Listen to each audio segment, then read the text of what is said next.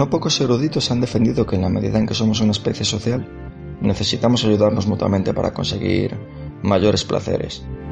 Pero básicamente el satanista se diferencia por esta falta de colectividad. Aunque la cooperación sea necesaria para satisfacer nuestros propios deseos, como formulan los egoístas filosóficos. En la doctrina del creador de la Biblia satánica, Anton LaVey, el satanista es un egoísta brutal, ya que no contempla en absoluto el bienestar de los demás. Durante algún tiempo, LaVey se interesó por las ideas del mago negro Aleister Crowley, pero finalmente perdió el interés. Sin embargo, a lo largo de su vida LaVey adoptó el enfoque libertino de Crowley, esbozando lemas como «haz lo que quieras, será la totalidad de la ley», en línea con la moral del ojo por ojo, pero sin apelar a la regla básica de la gran mayoría de los sistemas éticos, es decir, haz a los demás lo que quieras que te hagan a ti. En su lugar, LaVey defiende hacer a los demás lo que realmente nos hacen a nosotros, no lo que querríamos que nos hicieran. Sin paciencia para las segundas oportunidades ni la negociación. ¿Me miras mal? Pues te sacudo un bofetón. Tanto es así que el satanismo, se ha argumentado, es una ideología o un movimiento centrado en el yo, de acuerdo con Harvey o Peterson a principios de los 2000. Por su parte, Dyrendal, en 2009, desarrollaba y discutía el concepto de satanismo como autoespiritualidad. ¿Cuál es el concepto satanista del yo? ¿Y cómo se construye el yo satanista? ¿Cómo encaja el satanismo dentro del concepto de autorreligión de Paul Hillas? ¿Hasta qué punto las ideologías satanistas se dedican a temas de autodesarrollo? Su trabajo muestra las relaciones entre la construcción de Hillas del movimiento de la nueva era y el satanismo, pero también profundizará en las diferencias significativas dentro del satanismo. La nueva era constituía una forma de esoterismo occidental, basada en gran medida en una serie de tradiciones esotéricas antiguas, en particular las que surgieron del ocultismo que se desarrolló en los siglos XVIII y XIX. Entre las influencias ocultistas más destacadas se encuentran obras como las de Emanuel Swedenborg y Franz Mesmer, así como las ideas del espiritismo, el nuevo pensamiento y la teosofía. Uno de los ocultistas más importantes del siglo XX fue Aleister Crowley. ¿Pero dónde sitúa el enfoque satanista a Crowley? Está claro que el mago negro hace un uso positivo de una tradición de discurso sobre lo satánico, que vemos en los poetas desde Blake hasta Baudelaire. Él también utiliza una terminología y comprensión de Satanás, tomada principalmente de la recepción esotérica de las escrituras gnósticas. Recordemos que el gnosticismo es un conjunto de antiguas ideas y sistemas religiosos que se originó en el siglo I, entre sectas judías y cristianas antiguas. De hecho, muchos evangelios apócrifos son atribuidos a los gnósticos. Estos varios grupos enfatizaban el conocimiento espiritual por encima de las enseñanzas y tradiciones ortodoxas y la autoridad de la Iglesia. Hay quien encuentra paralelismo entre estos gnósticos y Satanás. El discurso de Crowley, así como su práctica, hace uso de la antinomia y hace un uso liberal de una imagen satánica y de la bestia 666. Su discurso utiliza y contribuye a una tradición literaria de discurso positivo sobre Satanás, y es fundamental para desvincular a Satanás de la demonología cristiana y su reinserción en un discurso esotérico como algo positivo. Sin embargo, Crowley no se sentía, o mejor dicho, no se entendía a sí mismo como un satanista, y no tenía un linaje ideológico satánico autodesignado al que pertenecer. Por lo tanto, Crowley contribuyó a salvar la brecha entre el satanismo literario anterior y las actualizaciones posteriores del satanismo como religión organizada. Debería considerarse como un contribuyente central al discurso positivo sobre lo satánico y, por tanto, a las formulaciones posteriores de la autoidentificación como satanista. Sin embargo, para evitar esencializar el satanismo, probablemente habría que tratar a Crowley y otras figuras históricas como influencias en las primeras organizaciones autodenominadas satanistas, más que como ejemplos de satanismo. Crowley basaba más su filosofía y acciones en rituales de magia negra, ayudándose de todo tipo de drogas. Pero LaVey no mostraba ningún interés por la cábala, es decir, por la disciplina y escuela de pensamiento esotérico relacionada con los esenios y el judaísmo hasídico. Un cabalista tradicional en el judaísmo rabínico utiliza varios métodos para analizar sentidos recónditos de la Torá, el libro sagrado de los judíos. LaVey no creía en esto y solo mostraba desprecio por la creencia en la reencarnación, Pensaba que un mago satánico competente debía tener conocimientos de astrología, pero solo porque debía ser capaz de utilizar estos conocimientos para manipular a los creyentes. En general, LaVey adoptó el concepto de magia de Crowley como la ciencia y el arte de hacer que el cambio ocurra en conformidad con la voluntad. Además, diferencia entre la magia ceremonial, considerada superior, y entre las actividades más mundanas, que denomina magia inferior. Pero tanto LaVey como Crowley coinciden también con la mayoría de los ocultistas modernos en que la magia incluye el empleo de fuerzas hasta ahora desconocidas en la naturaleza. Y subrayan que la magia no es un sustituto de la acción. Uno tiene también que esforzarse en la forma mundana de forma adecuada para lograr los objetivos, al menos cuando la liberación psicológica no es el único objetivo de la magia ceremonial. Crowley se engaña a sí mismo con respecto a la forma en que el mundo, el yo, la voluntad y la magia funcionan. La verdadera magia es la magia negra, afirma, impulsada por un yo y una voluntad que se sitúa fuera de la inercia del universo, y buscan influir en esa misma inercia del universo. Pero, si esto fuera cierto, uno podría gobernar el mundo a voluntad. LaVey, por su parte, terminó por no creer en la magia, no entendida como la entidad o capacidad metafísica o sobrenatural, sino más como una herramienta marketingiana.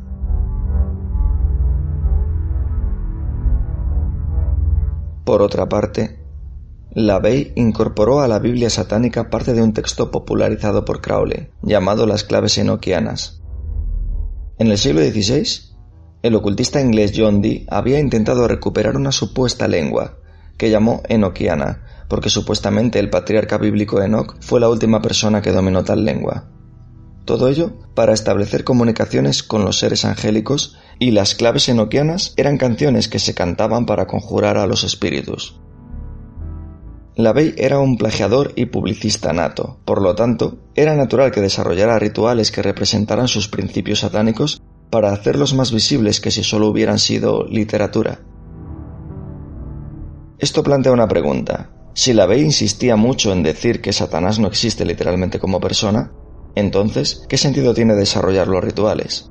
La respuesta podría ser que la relación de LaVey con Satanás fuera organizar un culto satánico. Al principio, LaVey incorporó muchos elementos de magia y ocultismo en todos sus rituales, en base a la séptima de sus reglas satánicas, que exigía reconocer el poder de la magia. Pero, dada su visión materialista del mundo, LaVey acabó inclinándose por la idea de que la magia es inútil. En ese sentido, es comprensible que LaVey utilizara a Satán como símbolo, pero ¿por qué ir tan lejos con rituales tan elaborados que incorporan símbolos de épocas anteriores, durante las cuales se daba por sentada la existencia literal de Satán? A esta pregunta, LaVey respondía con frecuencia que esos rituales con símbolos satánicos desempeñaban en realidad una función catártica en una terapia psicodramática. Satán no era más que el símbolo contracultural que permite al practicante reaccionar contra la opresión colectivista del sistema.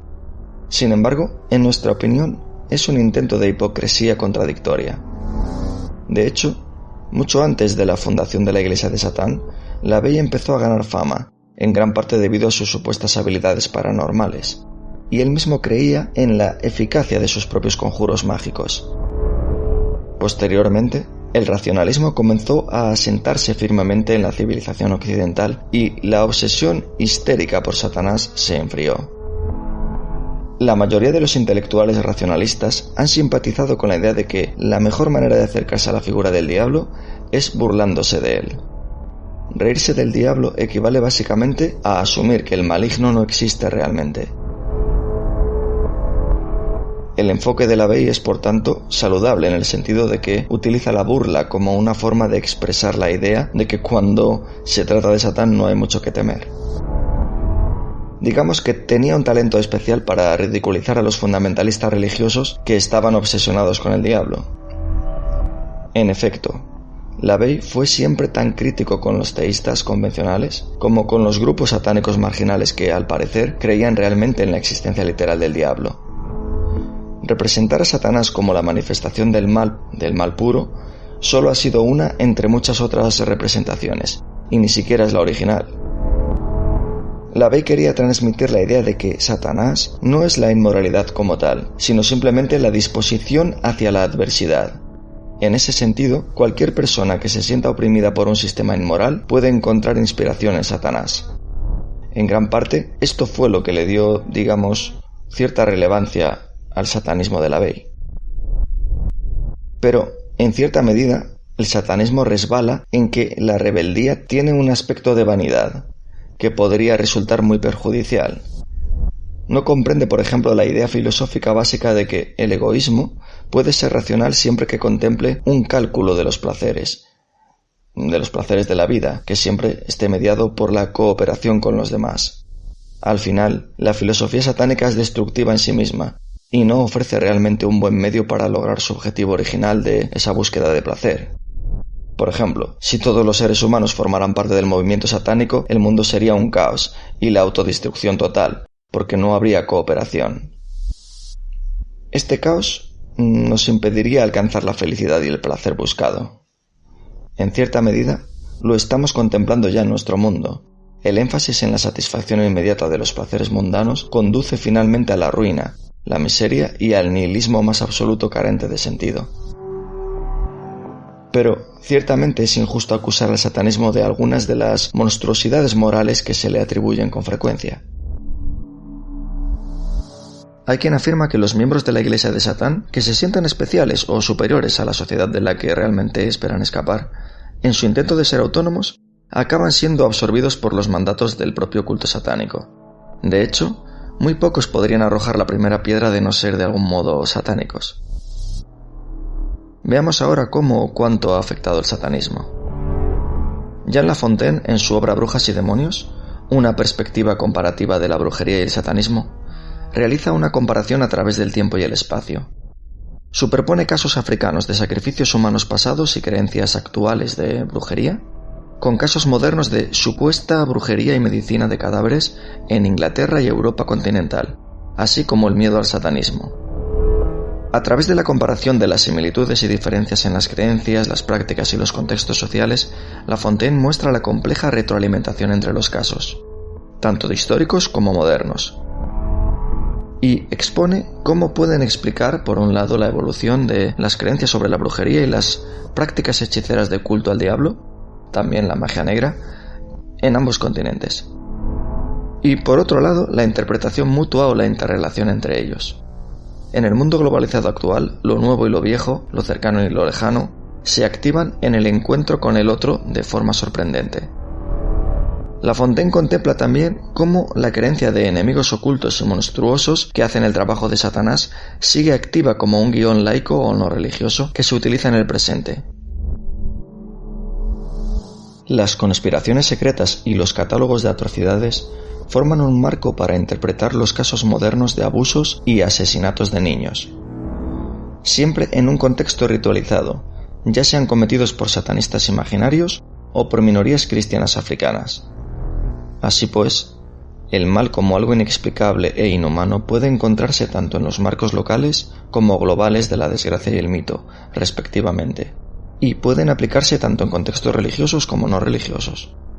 Es decir, parecen tener que ver más con el carácter propiamente humano. Además, el capítulo 3 constituye un puente entre Europa y África a través del examen del asesinato ritual y los sacrificios humanos. Junto con el estudio de caso del torso en el Támesis del capítulo 4, Lafontaine sostiene que existe el peligro de confundir el ritual y el sacrificio con el asesinato y la brujería. Si bien el ritual y el sacrificio denotan actividades públicas, comunitarias y morales, el asesinato o la brujería son o pretenden ser secretos, individuales e inmorales. El uso del asesinato ritual y el sacrificio humano como términos para designar las acciones del otro malvado confunde así las creencias y prácticas religiosas reales, que pueden explicarse y contextualizarse con las acciones imaginarias de seres que no pueden explicarse. Además, el uso mágico y medicinal de partes del cuerpo abarca estas categorías ya que es real y explicable, pero a la vez es inmoral. En cierto modo es responsabilidad de la sociedad en general, no solo del antropólogo moderno, conocer estas diferencias, para dejar los conceptos claros en lugar de estereotiparlos, lo que conlleva un cortocircuito moral. Para esclarecer conceptos entre la desinformación o el mero dicho de eso es cosa de locos, como un crimen más en una gran ciudad, por ejemplo.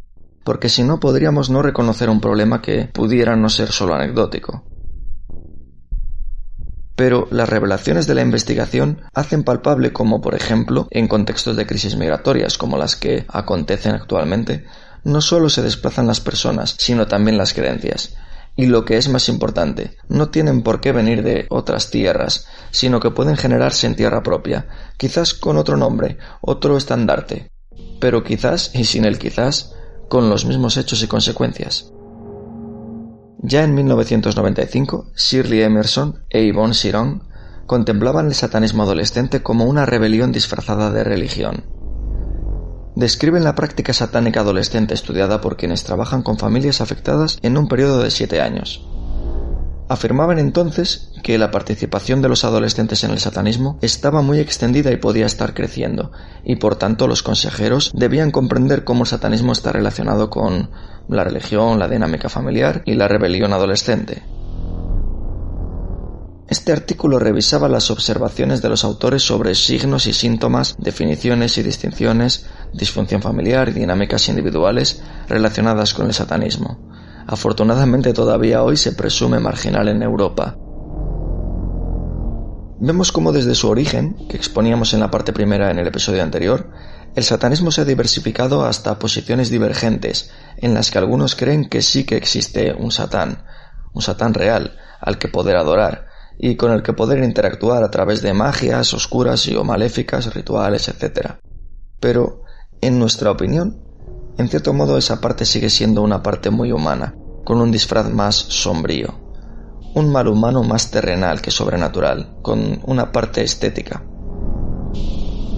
En 2001, Cobus Jonker describe las prácticas ocultas relevantes del abuso infantil, los tipos de abuso oculto de los niños y los signos de abuso ritual que pueden surgir incluyendo rituales satánicos, el 666, pentagramas, signos del cuerno y ocultismo, etc. El artículo continúa discutiendo los obstáculos planteados por el secreto que impregna el fenómeno y la consiguiente falta de comprensión profesional de la verdadera naturaleza de todos estos problemas experimentados por el niño.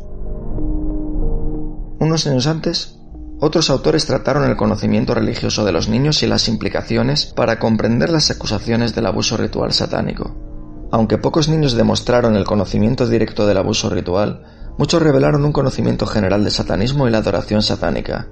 Con la edad, el conocimiento religioso de los niños aumentó y se volvió más sofisticado. El aumento de la exposición a los medios de terror no satánicos se asoció con más conocimiento no religioso que podría considerarse precursor del conocimiento satánico, y una mayor exposición a los medios satánicos se asoció con más conocimiento relacionado con el satanismo. Sus resultados sugieren que los niños generalmente no poseen suficiente conocimiento del abuso ritual satánico para inventar acusaciones falsas por su cuenta. Sin embargo, muchos niños tienen conocimiento del satanismo, así como conocimiento no religioso de la violencia, la muerte y las actividades ilegales, sobre todo a través de videojuegos, internet, los móviles, etc. Es posible que tal conocimiento pueda provocar una investigación del abuso ritual satánico o posiblemente servir como punto de partida desde el cual se erige una acusación. El crimen ritual implica una amplia variedad de actos sagrados y no sagrados cometidos por grupos e individuos. Los crímenes rituales se atribuyen con mayor frecuencia a los practicantes de ideologías ocultas como el satanismo, pero también otras como el palo mayombe, santería y otras tradiciones mágicas o a asesinos en serie, incluso a sádicos sexuales.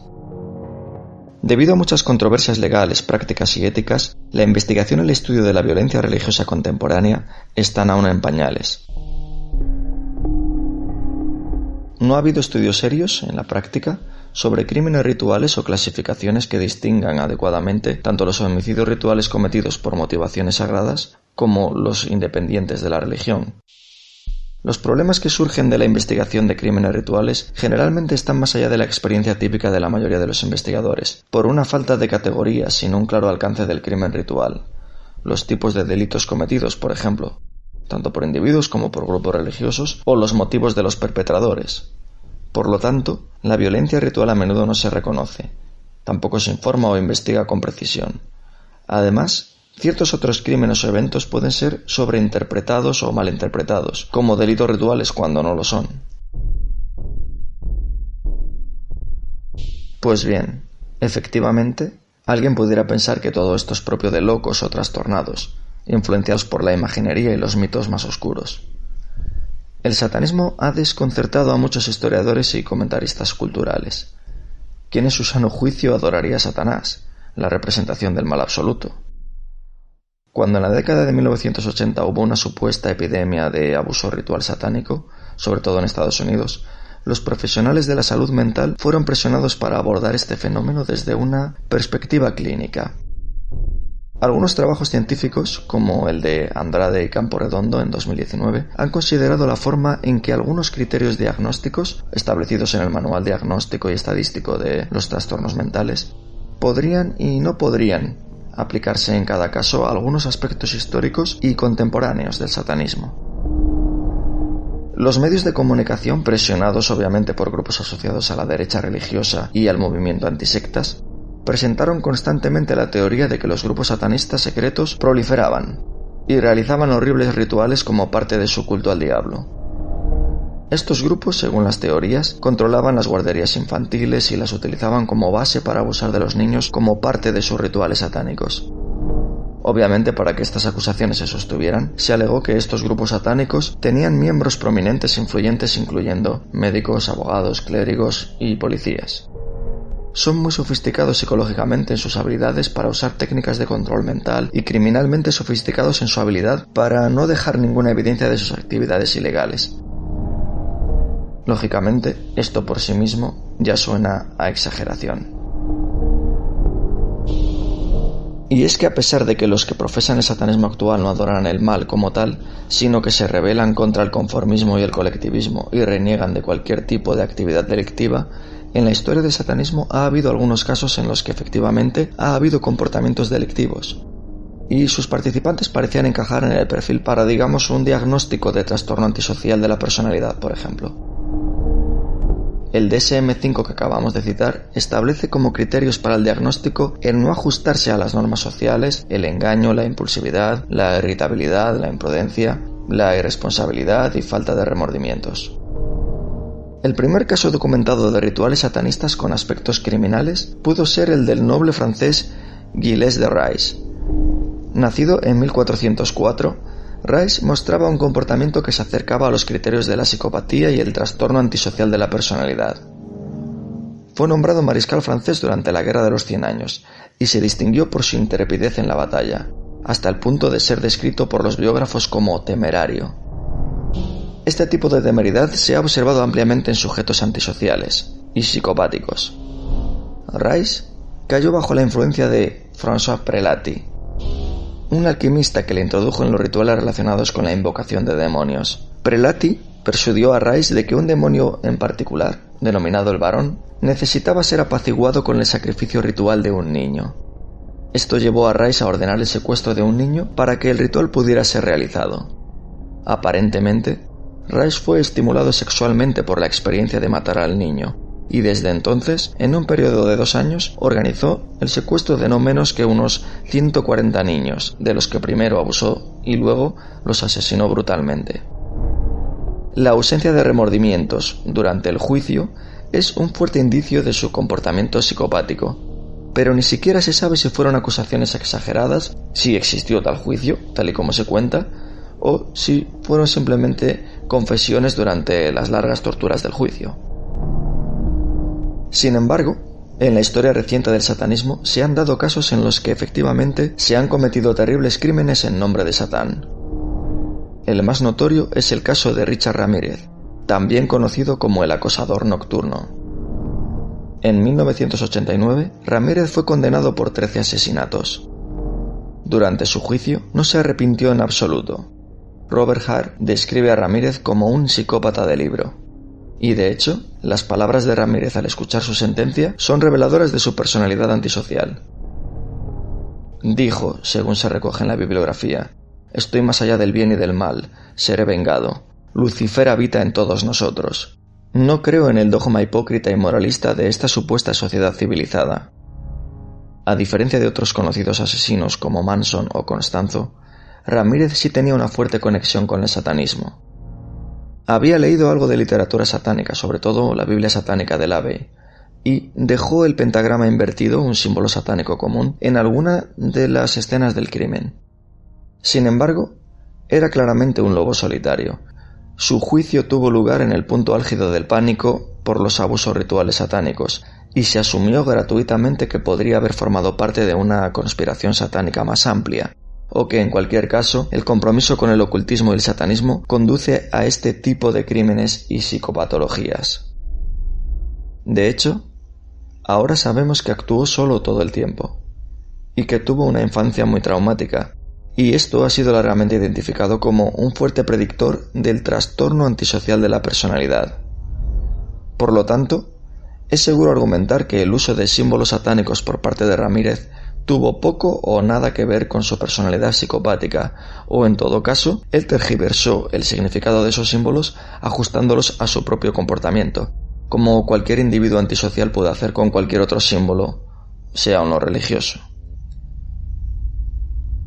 En el artículo se discute la relación del satanismo con otros trastornos como el trastorno de identidad disociativa, antes conocido como desorden de personalidad múltiple, que se caracteriza por la existencia de dos o más identidades en una persona, como yo y tu otro yo. En ellos se englobarían las posesiones demoníacas. También discuten sobre la parafilia o los desórdenes sexuales, los cuales implican la presencia de frecuentes e intensas conductas o fantasías sexuales de tipo excitatorio con objetos inanimados, niños o adultos que no consienten, o el sufrimiento o la humillación de uno mismo o de la pareja. También discutió el trastorno esquizotípico de la personalidad. A lo largo de este trabajo, los autores afirman que esto no quiere negar que ocasionalmente se denuncien actividades delictivas en nombre de Satanás. Sin embargo, las psicopatologías no parecen estar sobrerepresentadas o relacionadas entre los satanistas más que entre otros grupos religiosos. Por supuesto, a lo largo de la historia del satanismo ha habido individuos que han tenido un comportamiento patológico, pero sería extremadamente inexacto culpar al satanismo por ello. Se ha considerado a Satanás como el adversario. Esto implica que, como es de esperar, la sociedad siempre verá con malos ojos un grupo que por su propia naturaleza es adversario.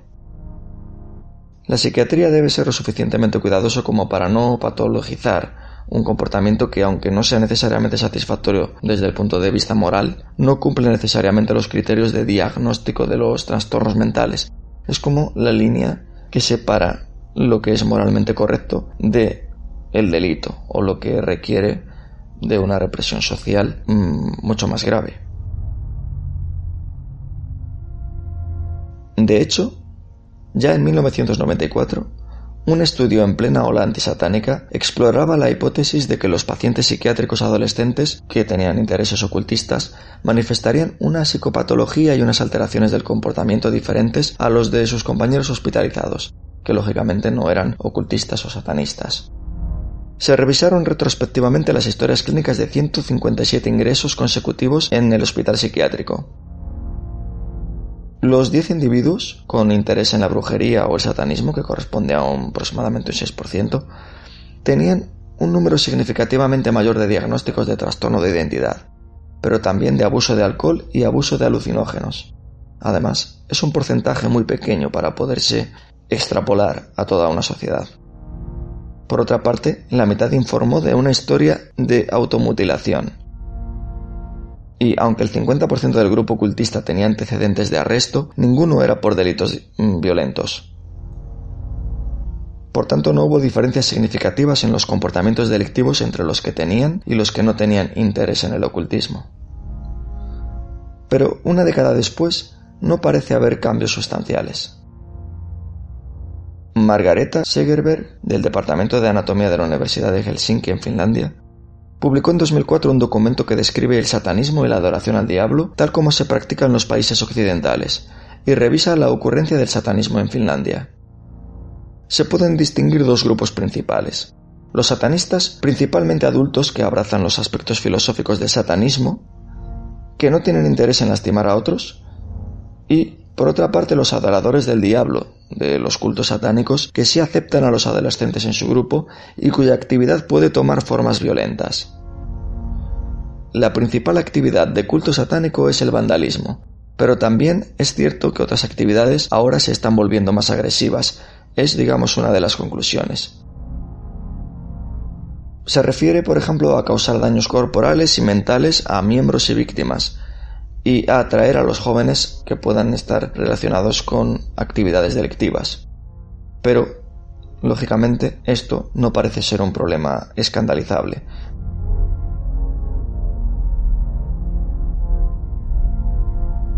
Más allá o no menos que otros problemas actuales de gran envergadura como el bullying, etcétera, etcétera.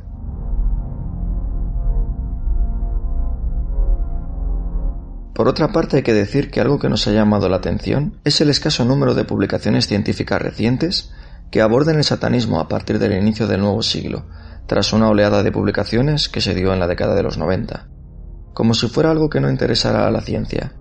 Y en contraposición, hemos encontrado abundante información en libros. Dicho de otra manera, los libros no requieren de una revisión o aceptación para ser publicados, más allá de la aceptación del público o el editor, mientras que lo que se publica científicamente tiene que ser contrastado convenientemente, por no hablar del descrédito de los autores de hacer una mala publicación a la que ningún investigador quiere ser condenado.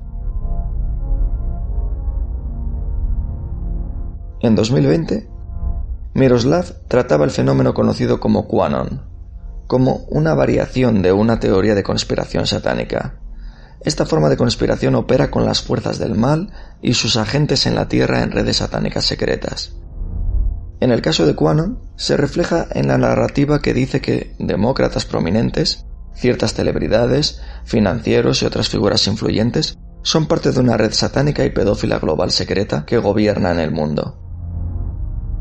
Con un enemigo generalizado que está satanizado y considerado peligroso y amoral, QAnon resuena principalmente con el movimiento republicano estadounidense. Pero más bien, este enemigo también se convirtió en parte de una lucha política. Los seguidores de Q son considerados guerreros para luchar en esta importante batalla de la guerra cósmica QAnon entre el bien y el mal.